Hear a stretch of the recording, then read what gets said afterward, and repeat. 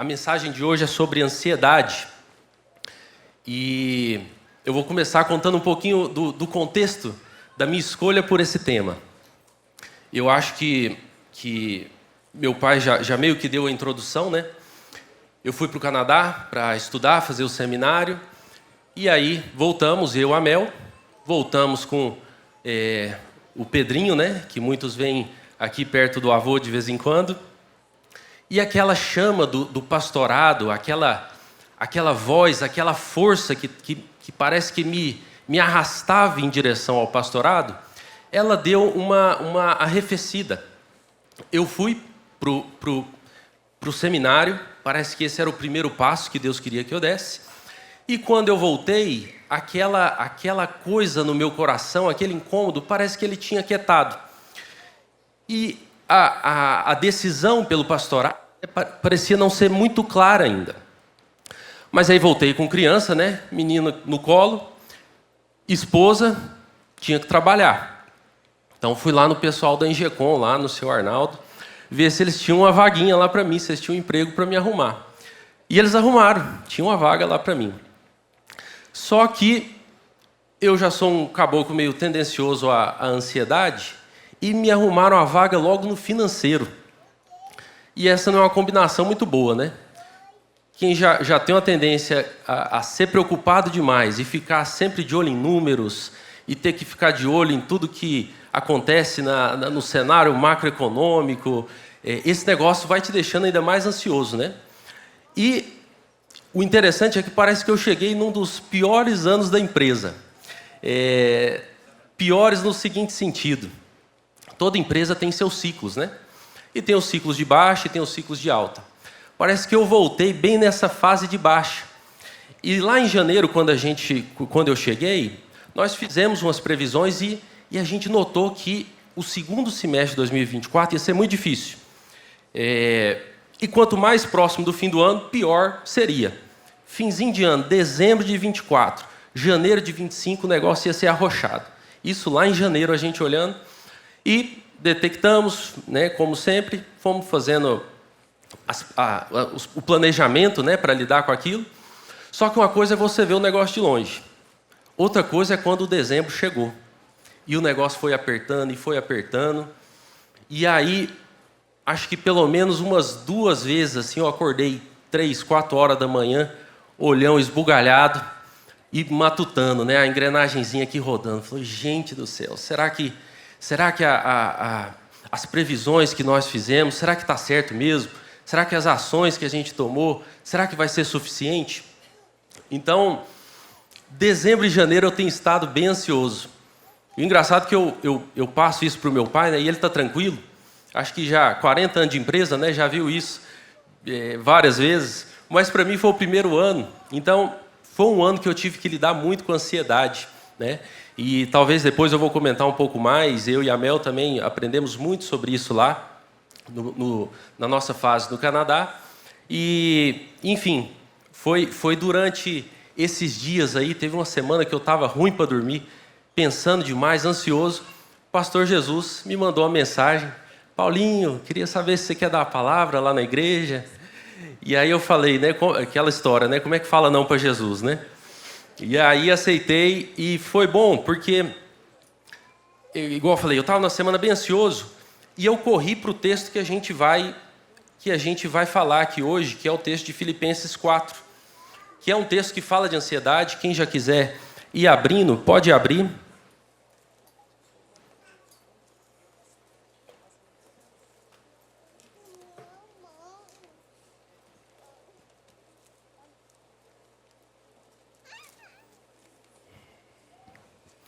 E ainda antes de ler, e ainda a título de introdução, quando eu fui para esse texto, eu fui primeiramente para buscar recurso emocional, espiritual, para lidar com a minha própria agitação de mente, de coração. E calhou de ser a semana que o pastor me pediu para dar a palavra, e pareceu ser Deus falando, não, esse é o texto, né?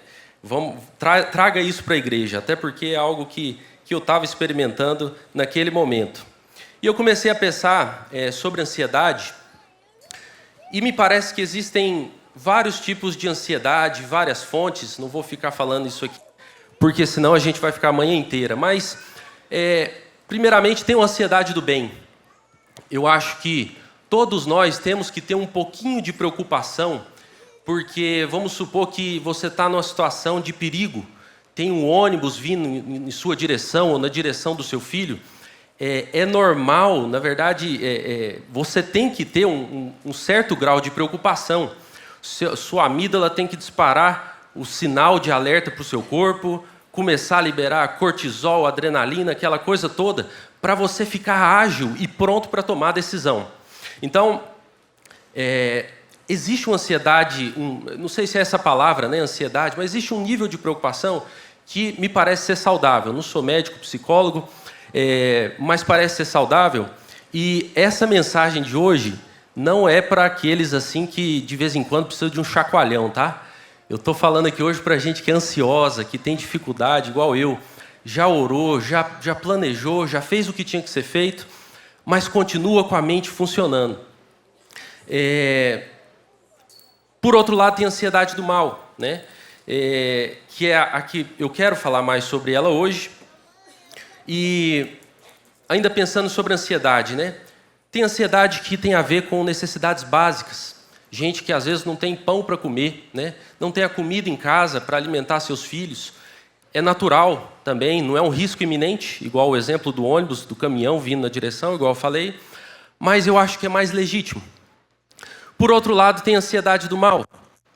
Por exemplo, quando a gente está ansioso demais, correndo atrás de coisas supérfluas, coisa que é gerada no nosso coração por causa da nossa vaidade, né? Então, hoje eu quero falar muito sobre essa ansiedade, principalmente a negativa, mas sobre esse estado de coração e mente agitados, né?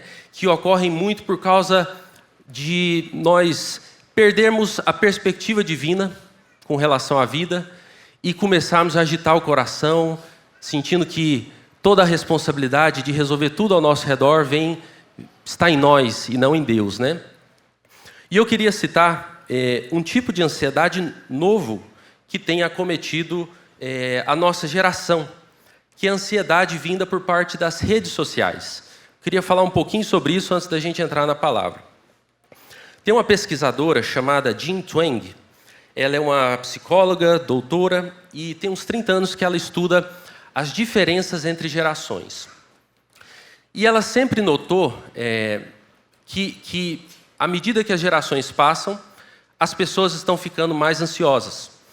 Então ela vinha notando, né, o pessoal tem essa nomenclatura, tem os boomers, tem a geração X, os millennials, enfim, eles nomeiam essas gerações de acordo com padrões de comportamento, e ela sempre notou um aumento em ansiedade.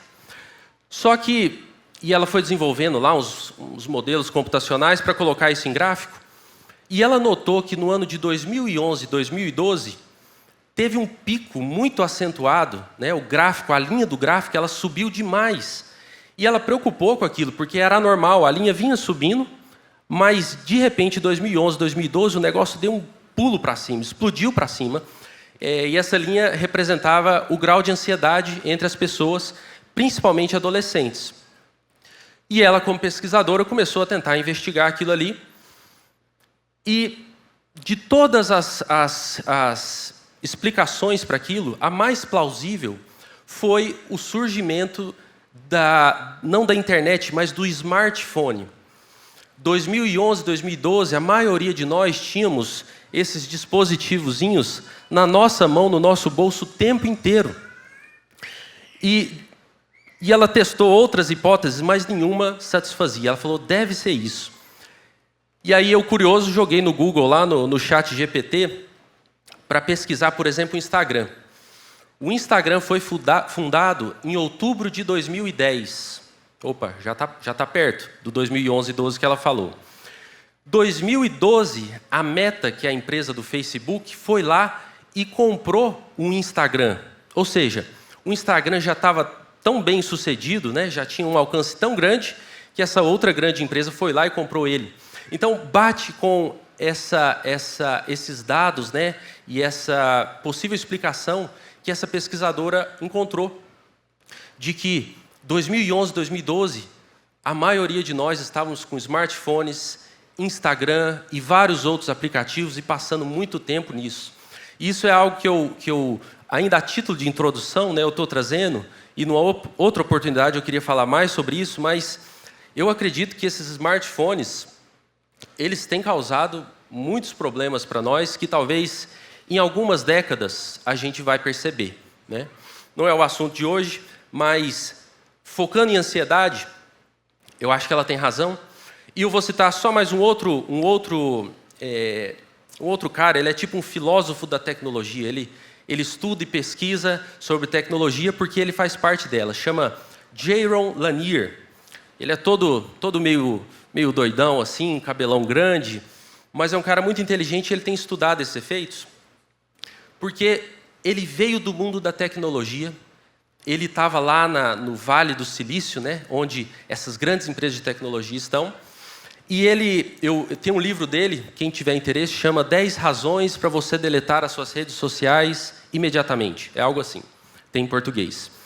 E lá ele explica que, de fato, essas redes sociais, essas plataformas, elas têm um potencial enorme para gerar ansiedade em nós.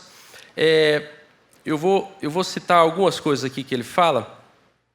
A primeira é que as notícias ruins, ele explica, elas têm um potencial de alcance muito maior do que as notícias boas. Ele explicou o seguinte: uma notícia boa, um vídeo bonitinho, uma informação a título de instrução, ela até atinge um nível alto de visualização e curtidas, que é o que esse pessoal quer, só que isso demora, é uma linha crescente, vai indo até que atinge um alto nível. As notícias negativas, por outro lado, elas explodem. Pode reparar, tenta imaginar aí nessa semana o tanto de informação, ou no último ano, né, nos últimos anos, com essa coisa de política, o quanto de informação negativa nós mesmos compartilhamos no nosso Instagram, no nosso WhatsApp. A tendência é que a gente compartilhe muito mais as coisas negativas do que as coisas positivas. E mesmo que a gente compartilhe de forma igual, as negativas elas têm um alcance muito maior. E aí entra a coisa da neurociência, que eu não vou me arriscar muito, mas dizem que a gente tem essa partezinha aqui no nosso cérebro, que é a amígdala, que é a responsável por detectar as ameaças. E ela reage muito mais rápido do que a parte racional. Por exemplo, quando passa alguém joga uma bolinha preta perto de você, você já dá um pulo, achando que é uma barata. Aí quando você olha, você fala, não é uma barata, é uma bolinha preta. Mas por quê? A amígdala, ela já tem essa predisposição a reagir a ameaças. E por algum motivo, a gente acha que a barata é ameaça e assusta rápido. Depois o nosso cérebro, a parte racional dele, começa a visualizar e fala, não tem motivo para a gente se preocupar. Então, as redes sociais, elas exploram isso, né? E tem uma outra coisa que esse Jaron Lanier fala, que é o seguinte: os aplicativos, Instagram, por exemplo, eles têm os tais algoritmos, que são, tipo assim, na programação, né, quando esses caras da tecnologia vão programar esses aplicativos, eles colocam alguns códigos, é tipo o DNA de funcionamento do aplicativo.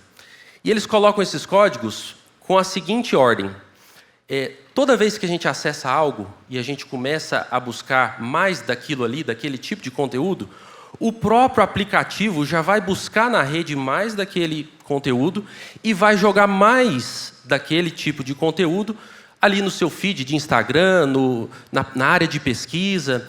Ou seja, a internet e os aplicativos, eles estão o tempo todo buscando as coisas que a gente mais tem visto e jogando mais coisa daquele tipo na nossa frente. Aí pensa comigo, para a gente encerrar isso aqui. Nós temos uma tendência de visualizar, curtir, repostar coisas negativas. Nosso cérebro tem essa tendência de selecionar primeiro as coisas negativas. E eu tenho esse mundo da tecnologia que é orquestrado para que mais dessas coisas venham e cheguem na minha tela, para que eu visualize mais e continue o ciclo. Então, acho que a gente tem aí uma explicação plausível para isso, que é que essa pesquisadora encontrou de que a partir de 2011, 2012, as pessoas se tornaram mais ansiosas. Aí você adiciona o tanto de informação, né?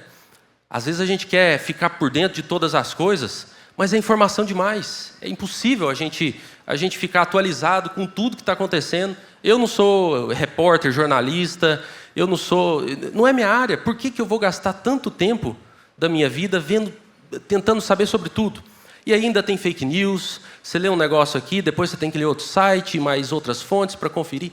Enfim, gente, talvez agora os irmãos já estejam se sentindo ansiosos, né? Acho que talvez eu preparei para a palavra, mas eu queria trazer à nossa consciência esses perigos, né, para a nossa sanidade mental que existem agora nesse tempo que a gente está vivendo, né? Então, tomem muito cuidado com as redes sociais e passem a notar esse nível de estresse, ansiedade. Talvez você passa tempo demais no Instagram e fica consumindo notícia ruim. Eu acho que notícia ruim sempre teve, a gente só não sabia delas, né? Ou não sabia que existia tanta coisa ruim por aí. Só que agora a gente está sabendo, e se a gente não tomar cuidado, a nossa mente e o nosso coração começam a descarrilhar. Bom, vamos lá para Filipenses 4.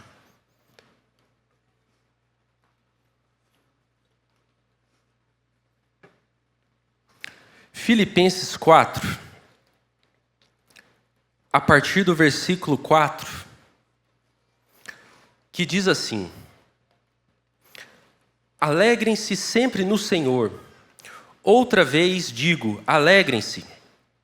Que a moderação de vocês seja conhecida por todos. Perto está o Senhor. Não fiquem preocupados com coisa alguma, mas em tudo sejam conhecidos diante de vocês os pedidos... Em tudo sejam conhecidos diante de Deus os pedidos de vocês, pela oração e pela súplica, com ações de graças. E a paz de Deus, que excede todo entendimento, guardará o coração e a mente de vocês em Cristo Jesus. Versículo 8. Finalmente, irmãos, tudo que é verdadeiro, tudo que é respeitável, tudo que é justo, tudo que é puro, tudo que é amável, tudo que é de boa fama, se alguma virtude há e se algum louvor existe, seja isso que ocupe o pensamento de vocês. O que também aprenderam, receberam e ouviram de mim, e o que viram em mim, isso ponham em prática. E o Deus da paz estará com vocês. Então, nesse texto eu vejo, na minha mente parece que eu separei algumas palavrinhas num canto, outras palavrinhas em outro, né? Eu separei a palavra alegria, a palavra paz, a palavra contentamento em algumas versões, de um lado, e do outro lado a palavra ansiedade, preocupação, dependendo da tradução, né? E talvez a gente pode colocar aí a tristeza, né? Acho que é como se fosse aquela gangorra que tem no parquinho das crianças. De um lado está a ansiedade, a preocupação excessiva, a tristeza, e do outro está a alegria, o contentamento e a paz. Se desse lado aqui a gangorra estiver lá em cima, né, nós estivermos cheios de preocupação e ansiedade, é natural que a alegria esteja lá embaixo, né?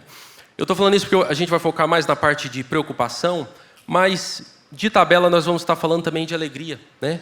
A gente tem que achar alguma forma, e eu espero que esse texto nos ajude, alguma forma de trazer essa gangorra, a parte da alegria para cima, né? E a primeira coisa que nós encontramos aqui é esse imperativo do apóstolo Paulo. Alegrem-se sempre no Senhor. Outra vez vos digo, alegrem-se. Então, não sei se eu posso colocar isso aqui como um mandamento, mas está no imperativo. Ele tá dando essa ordem para a gente se alegrar.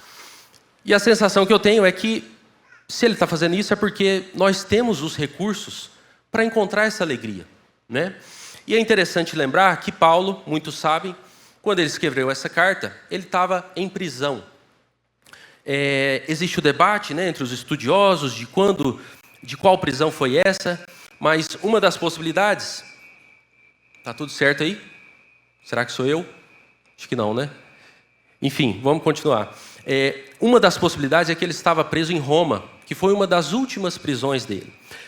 Se isso for verdade, Paulo já tinha passado por vários aprisionamentos, e é esse cara que estava preso, que já tinha sido preso várias vezes, já tinha sido açoitado, tinha sofrido várias coisas por causa do nome de Jesus. Esse homem está escrevendo essa carta ensinando a gente a nos alegrarmos, o que parece uma ironia, mas não é. O texto fala para a gente: alegrem-se sempre no Senhor. E acho que aqui já começa a trazer para a gente algumas pistas de onde nós vamos encontrar essa alegria e de como nós vamos superar essa ansiedade. A nossa alegria, irmãos, e eu sei que isso aqui é jargão, né? Igreja, a gente não fica aqui inventando a roda, né? Nós já ouvimos isso aqui várias vezes, mas o propósito é a gente ficar trazendo à nossa mente, porque a gente esquece. A nossa alegria, ela está no Senhor. Nossa alegria não está nas coisas que nós possuímos, nas coisas que nós vamos possuir. Muita da nossa ansiedade, ela está aqui na nossa mente, porque nós estamos buscando coisas que não satisfazem nosso coração. E como a gente continua buscando essas coisas e não encontra satisfação, a gente continua buscando cada vez mais. É mais ou menos o negócio do algoritmo que eu falei aqui. A nossa mente, ela é incansável. A gente nunca descansa, e em parte porque nós estamos buscando na fonte errada. Se nós buscássemos alegria no Senhor, provavelmente nós teríamos alcançado essa alegria, assim como o apóstolo Paulo alcançou. Filipenses é uma carta da alegria, várias vezes ele fala desse tema de alegria, e esse homem está em prisão. Qual que é o segredo dele? Está aqui, é o Senhor. É na presença de Deus que nós vamos encontrar a alegria que satisfaça a nossa mente e o nosso coração. É interessante que eu e a Mel, nós moramos no Canadá, que segue muito o jeitão secular, que acho que tem lá na Europa, talvez. É um misto de Europa, balanceado um pouquinho por Estados Unidos. Esse é o Canadá, ele está em algum lugar no meio do caminho. Mas é uma sociedade que já é bem secularizada. O que é secularizada? A religião, ela foi marginalizada da sociedade. A religião já não importa tanto para aquelas pessoas. E eu sentia, e eu até falei isso na conversa com uma pessoa lá, eu sentia que os psicólogos, eles eram os novos sacerdotes e profetas daquele povo. Quando eles tinham problema, eles não corriam para Deus, eles não corriam para a igreja, eles não iam até um pastor, eles iam para terapia. E aqui não me entenda mal, eu acho que tem casos que é terapia mesmo, arrumar um bom psicólogo cristão, uma boa terapeuta cristã. Quando a gente quebra o pé, a gente não ora, né? A gente vai no médico. Então, quando a cabeça está meio desregulada, acho que é natural a gente buscar um profissional dessa área. Mas o que eu estou falando é de um povo que abandonou a Deus, intencionalmente, empurrou Deus para fora, e hoje eles têm buscado outras formas de lidar com as angústias de alma e do coração. Mas o que é interessante? É um povo educado, né? Quando eu voltei para cá, parece que eu notei esse contraste, e me coloco no meio nosso, né? Como um brasileiro falando. É um povo com muitos bens materiais, muitas posses, financeiramente eles estão melhores que nós, só que são mais tristes, são mais ansiosos, são mais depressivos.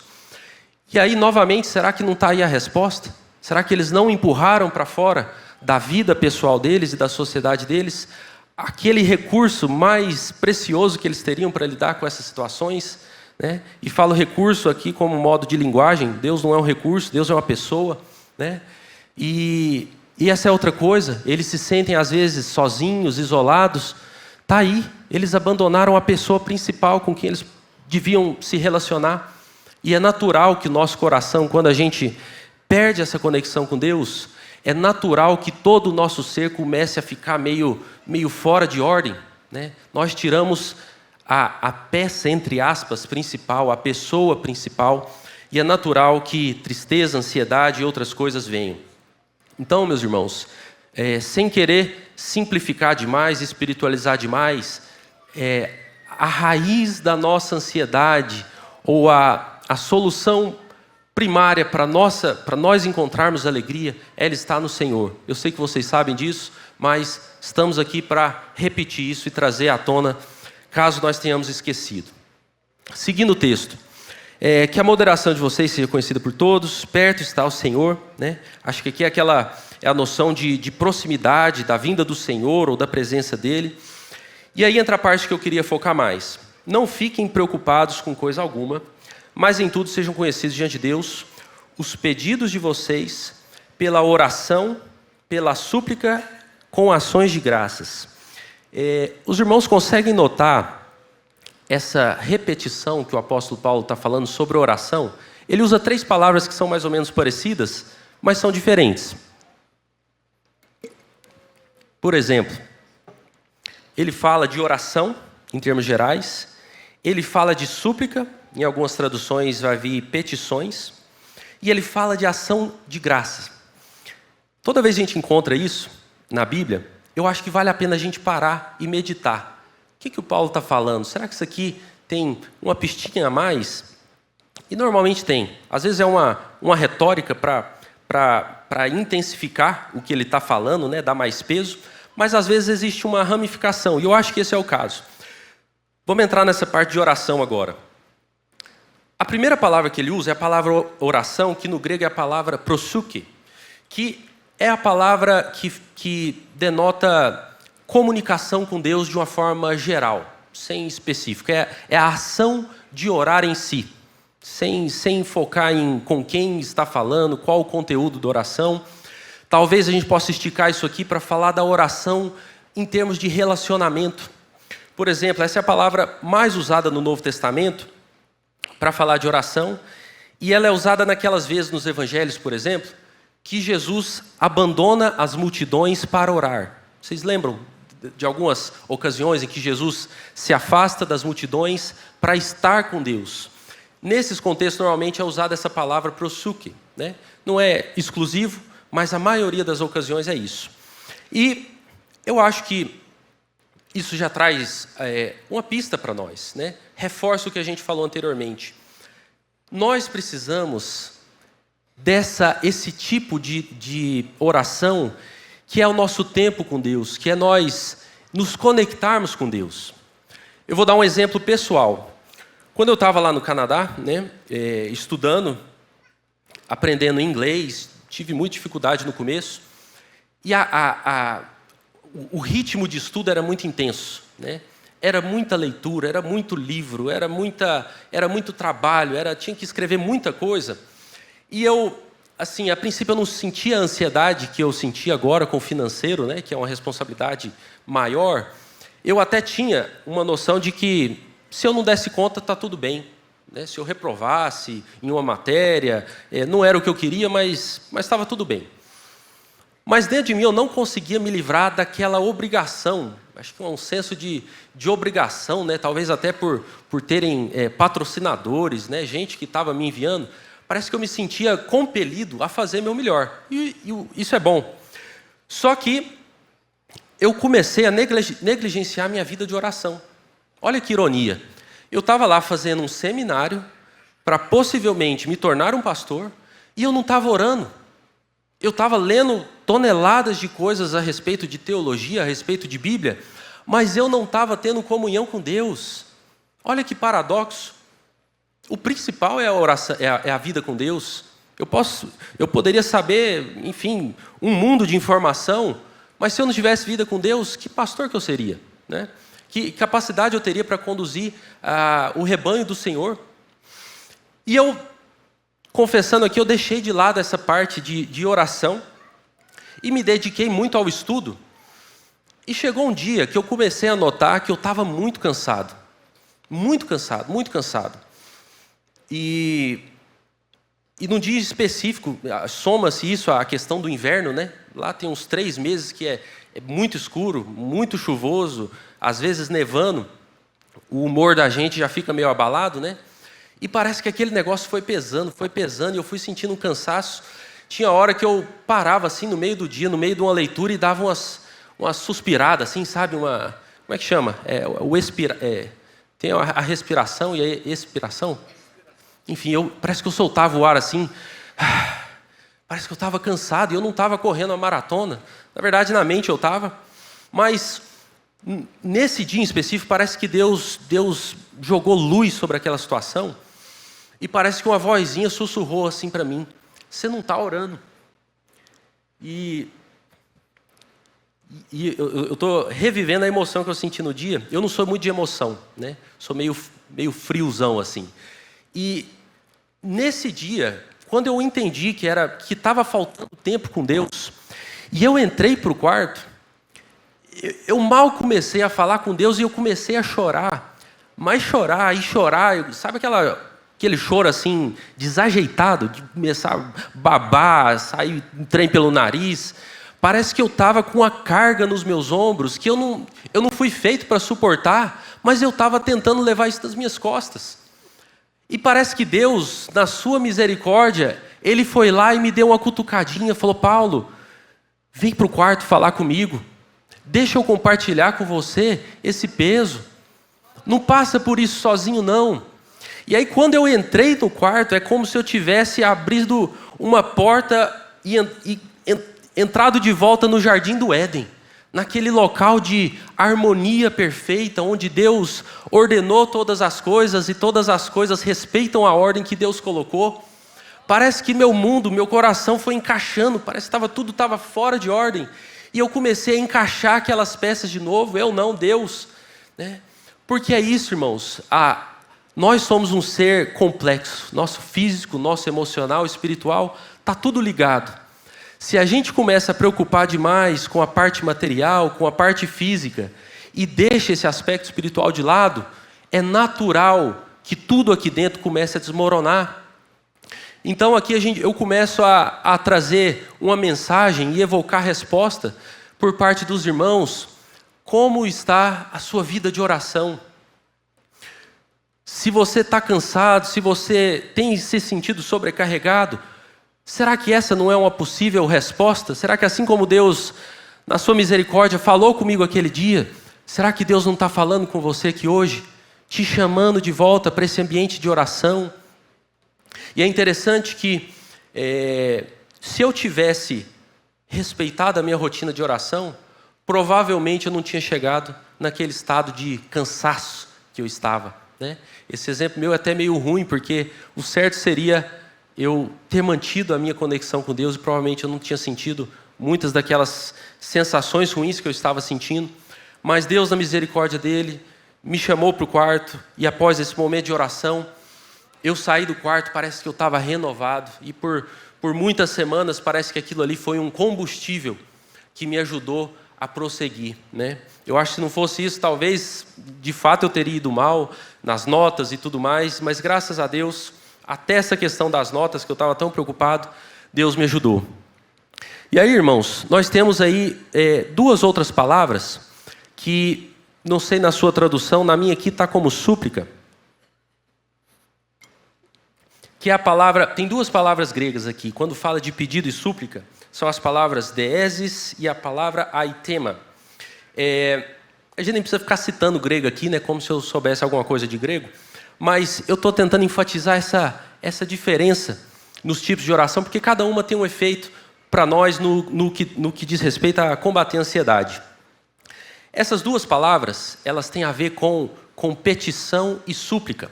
Por exemplo, aquele versículo famoso lá em Mateus 7, se você bater, abrir-se-vos-á, a porta se abrirá, se você buscar, você achará, se você pedir, você achará. Enfim, acho que eu misturei aqui mais ou menos, mas os irmãos sabem qual versículo eu estou falando, né?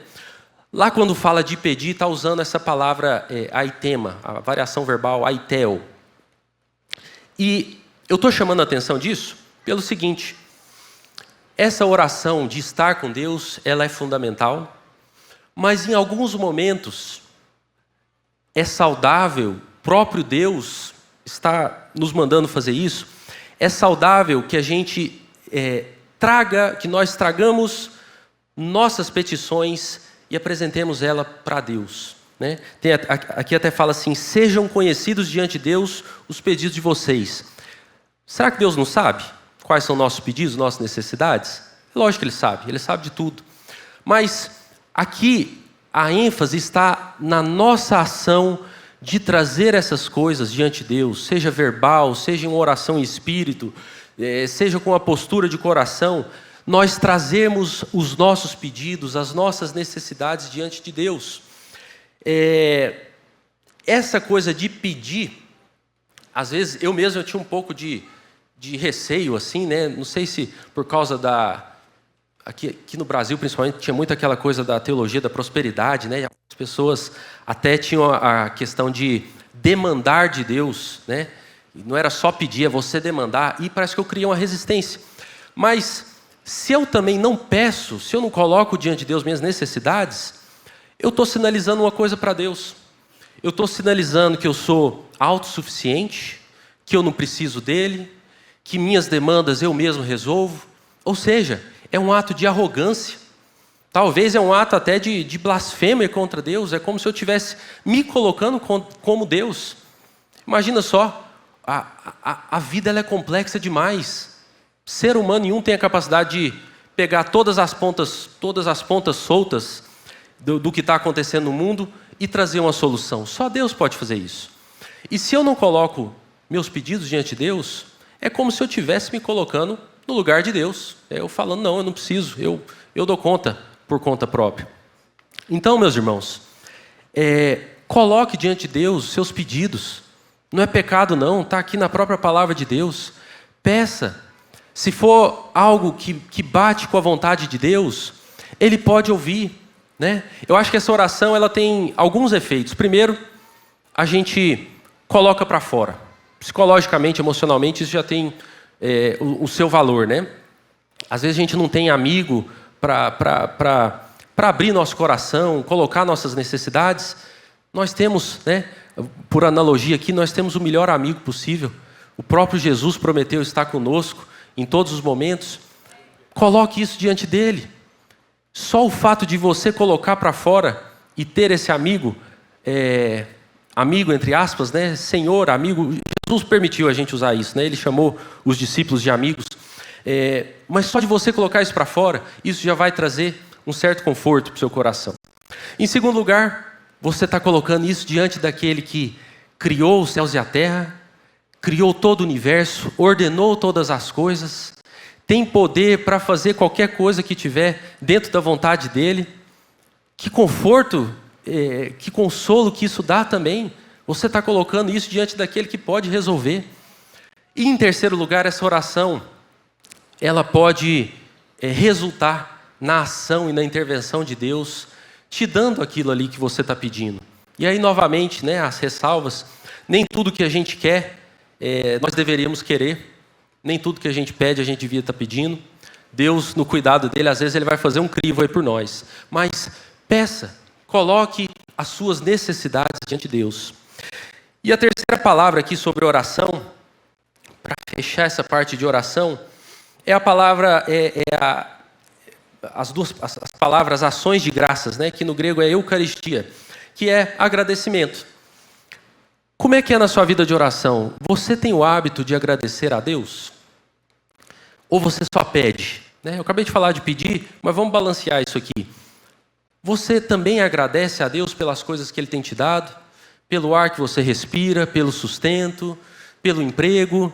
Às vezes nós estamos ansiosos porque queremos um emprego melhor, queremos ganhar mais, queremos um carro melhor e não agradecemos a Deus pelo emprego que tem, pelo carro que tem, pela bicicleta que tem, enfim, pelo pão que está na mesa.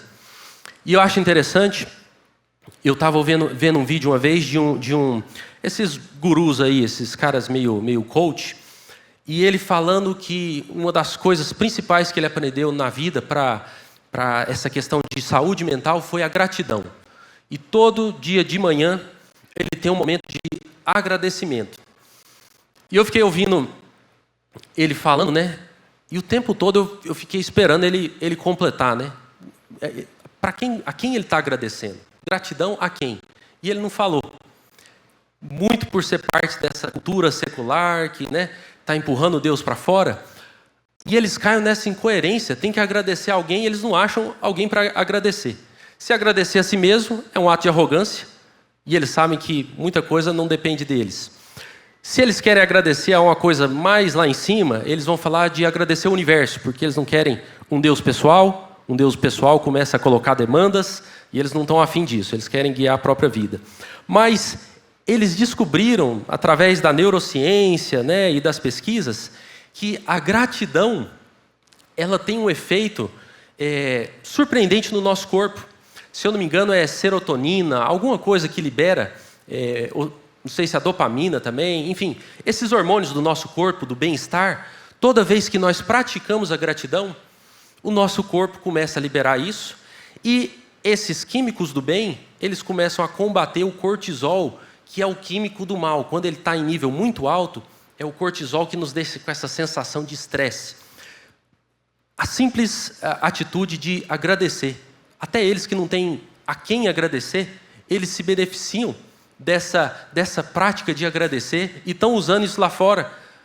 E nós, que sabemos a quem devemos agradecer, e não usamos isso, não usamos esse recurso tão precioso. Além de tudo, a ação de graças, a oração de gratidão, ela fortalece nossa confiança em Deus. Isso também dá mais robustez para o nosso mundinho aqui, espiritual, emocional. Toda vez que eu agradeço a Deus, eu estou, às vezes mesmo antes de receber, eu estou confiando que Deus vai me dar o que eu preciso e Ele vai suprir as minhas necessidades. Amém? Acho que a parte da oração nós finalizamos. E eu quero agora, antes de terminar, ir para o versículo 8, que fala muito da mente.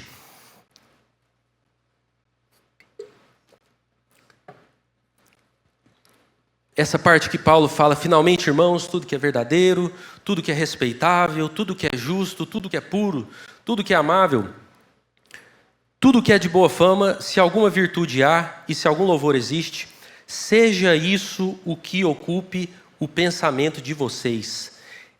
Alguém tem aí na tradução, seja isso que ocupe a mente de vocês? Alguém tem, não? Pensamento, alguns têm a tradução de mente.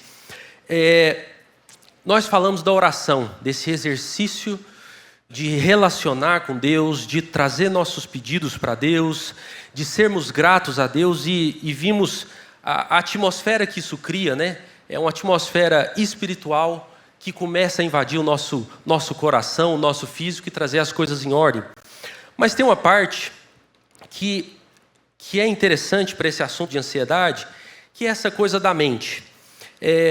Eu não quero entrar aqui nessas teorias, né, de que o poder está na sua mente, como se qualquer coisa que eu pensasse na minha mente, eu teria o poder de criar na realidade. Não é disso que eu estou falando. Mas existe uma versão verdadeira disso aí, que está sendo propagado no mundo da psicologia e do coaching, que é a questão de que o que eu estou alimentando a minha mente, aquilo com o qual eu estou alimentando a minha mente, tem a tendência de direcionar as minhas ações. Concordam? Se eu estou colocando ideias boas na minha mente, a tendência é que eu vou praticar coisas boas. Mas se eu estou alimentando a minha mente com coisas ruins, a tendência é que eu me torne mais negativo e comece a praticar coisas ruins. Então, isso é uma coisa que, igual eu falei, eu acho bom quando o mundo secular fala umas coisas e a gente vem para a Bíblia e já está tudo aqui. Tem um pensador que ele dizia assim, eu não vou lembrar as palavras certas, mas ele era um apologista, né, e falava muito com esse pessoal secular, e ele tinha a impressão de que o mundo secular era como um grupo de escaladores que estavam subindo alta montanha com as próprias forças, e quando eles chegaram lá em cima, eles encontraram um grupo de pastores. Tipo assim, a gente já estava lá o tempo inteiro, a gente já tinha chegado lá, e esse pessoal batalhando para alcançar coisas que a gente já tinha. Então, essa coisa da mente, propriamente compreendida, ela é verdadeira, essa coisa de nós exercitarmos a nossa mente. E eu falo isso com cuidado porque, igual eu falei, tem alguns grupos dentro dos evangélicos e protestantes que ficam exitosos, com tudo que fala da capacidade humana, da agência humana. Eu acho que a gente não precisa ter essa dicotomia, né? A maioria, tudo depende da graça de Deus, mas em muitas coisas Deus já nos deu os recursos, né? E a nossa mente, nós temos sim essa responsabilidade de exercitar ela com o que é bom. Eu falei mais cedo sobre as redes sociais e como que, ao nutrir a nossa mente com coisas negativas, nós vamos entrando num ciclo de negatividade. E eu vi uma vez num livro que não era cristão, falando sobre essa coisa dos pensamentos negativos. Diga. Provérbio 23:7. Fala aí para nós, irmã. Como você pensa na sua alma, assim você é. Olha aí. Está aí. O próprio Paulo, né, fala sobre nós transformarmos a nossa mente, nosso entendimento. Então, isso é uma coisa bíblica, irmão, de nós exercitarmos nossa mente. Isso envolve, primeiro, interromper esse ciclo de pensamento negativo. Muitas vezes a gente começa esse ciclo de pensamento negativo. É igual eu falei, eu lá, né, preocupado com o financeiro. Meu Deus, será que vai dar certo? Será que o que eu planejei vai acontecer? E a gente já tinha tomado as atitudes necessárias. Não tinha por que eu ficar tão agitado no meu coração. Era só eu esperar. Nós agimos, nós oramos, nós pedimos a Deus, como sempre devemos fazer. O resto agora é esperar. Não deixa ficar com esses pensamentos na mente o tempo inteiro, porque isso só vai entristecer seu coração, te deixar ansioso e te impedir de agir. Eu estava pensando num exemplo. Como é que está meu horário, hein? Eu acho que já está próximo, né? Está tranquilo?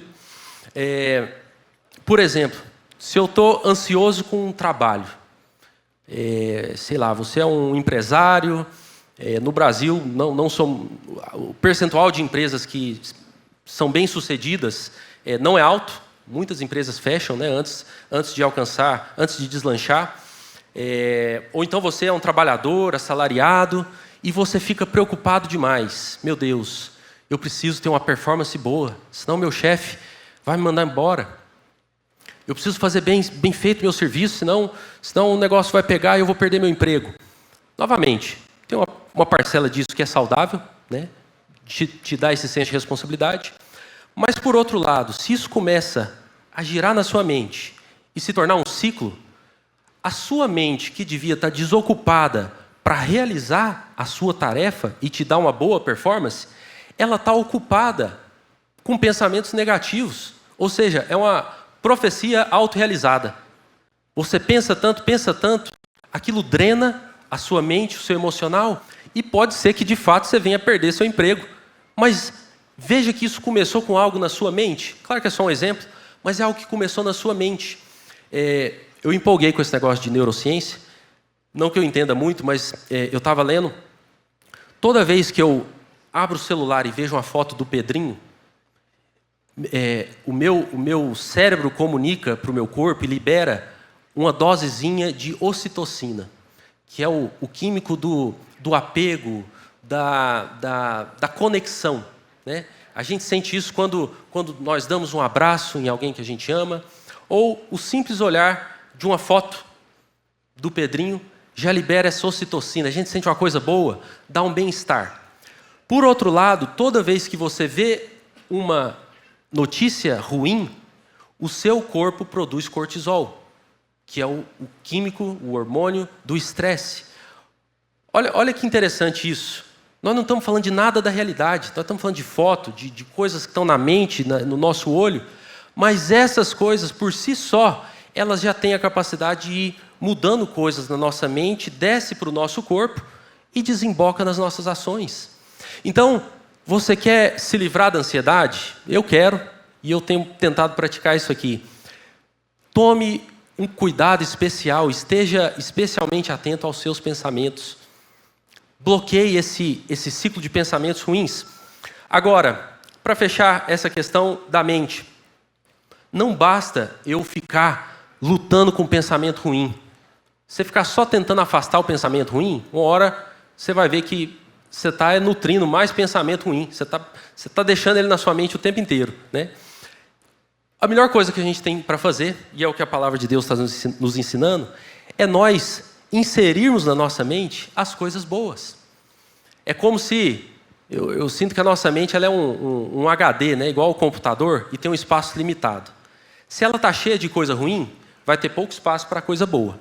Mas eu sinto que o que a palavra de Deus nos ensina aqui é para a gente ir enchendo a nossa mente de coisa boa, até que por fim não sobre mais espaço para as coisas ruins, que as coisas boas comecem a empurrar para fora as coisas ruins, até que as coisas boas ocupem o nosso pensamento.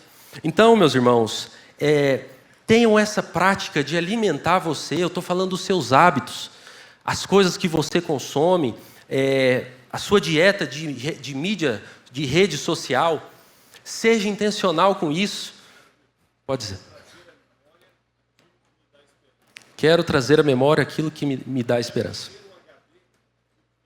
Exatamente. O Silvio está falando aqui, a gente precisa encher o HD daquilo que nos traz esperança. Então veja, nós falamos da oração, de pedir intervenção lá de fora, lá de cima, mas tem coisa que nós somos chamados a exercitar. E nada melhor do que a palavra de Deus para nós fazermos isso. Encher a mente com a palavra de Deus. Eu e a Mel, nessa época, né, de cansaço, de inverno, a Mel também teve uma época que ela começou a lutar muito com ansiedade. E uma das coisas que nós adotamos foi a prática da memorização de trechos da Escritura. E foi por isso que eu vim hoje para o Filipenses 4, porque foi um dos principais textos que nós memorizamos. E toda vez que vinham os pensamentos, que o diabo trazia pensamentos ruins na nossa mente, a gente tacava Filipenses 4 nele, tacava Mateus 6 nele, e a gente começava a fazer essa luta bíblica e mental com o diabo e com a nossa próprio impostor que existe dentro de nós, né? E a gente viu que isso começou a fortalecer. E, de fato, você vai repetindo. Eu sinto que nossa cultura, acho que é um misto de cultura ocidental, muito, muito racional, e um misto de cultura latina, que nós não somos muito bons com esse negócio de disciplina. Mas a gente tem dificuldade com essa coisa de repetição. Soa como religiosidade, soa como mantra, e realmente se você fizer de coração vazio, como um ritual vazio. Mas se você faz isso como uma disciplina de renovar a sua mente com a palavra de Deus, isso é bíblico, isso é saudável, e isso tem poder para te livrar da ansiedade ou amenizar o seu grau de ansiedade e te trazer mais alegria. Amém, irmãos? Eu acho que era isso que eu tinha para falar. E eu espero que os irmãos tenham aprendido algo. Eu tenho aprendido desse texto e trouxe aqui para os irmãos, e espero que tenha sido bênção. Eu vou orar encerrando, e na verdade eu tenho um vídeo, né? Não sei se o pessoal conseguiu, Lênis Wagner.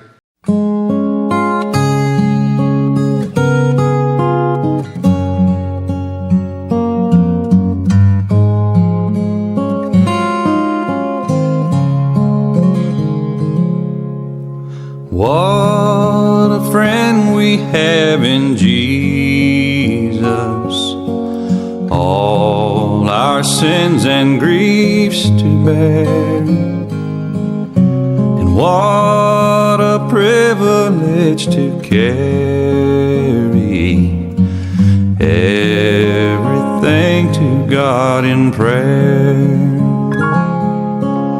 Oh, what peace we often forfeit. Oh, what needless pain we bear. All because we do not carry everything to God in prayer. Have we trials and temptations? Is there trouble anywhere? We we should never be discouraged. Take it to the Lord in prayer. Can we find a friend so faithful, who will all our sorrows share? Jesus knows our every weakness.